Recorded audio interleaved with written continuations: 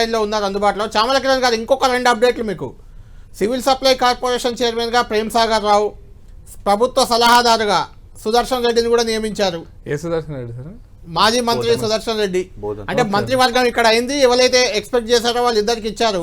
మరి మిమ్మల్ని ఎంపీగా గెలిపించిన భువనగిరి ఎమ్మెల్యే, భువనగిరి ఎంపీగా మిమ్మల్ని గెలిపించిన మునుగోడు ఎమ్మెల్యే రాజగోపాల్ రెడ్డి పరిస్థితి ఏంటి? నేను ఒక పార్లమెంట్ సభ్యుని మాత్రమే. డెఫినెట్ గా రాజగోపాల్ రెడ్డి గారు కాంగ్రెస్ పార్టీలో చాలా క్రియాశీలకంగా, నా పార్లమెంట్ ఎన్నికలలో కూడా క్రియాశీలకంగా ఒక ఇన్ఛార్జ్ గా వ్యవహరించి నా ఎన్నికలను సజావుగా జరపడమే కాకుండా నాకు అన్ని రకాలుగా సహాయం అందించారు. కాకపోతే మంత్రి పదవి అనేది ఏంటంటే, ఈ రోజు మీరే చెప్తారు, ఒక మైనారిటీకి ఇవ్వాల్సిన అవసరం ఉండే, ఒక బీసీకి ఇవ్వాల్సిన అవసరం ఉండే, ఒక మాదిగకి ఇవ్వాల్సిన అవసరం ఉండే అనే ఈక్వేషన్ లో ఏమైందంటే, రాజగోపాల్ రెడ్డి గారి సబ్జెక్ట్ ని అధిష్టానం డిస్కస్ చేస్తుంది. అది ఎప్పుడు వాళ్ళు ఏం నిర్ణయం తీసుకుంటారు అనేది ఒక ఎంపీగా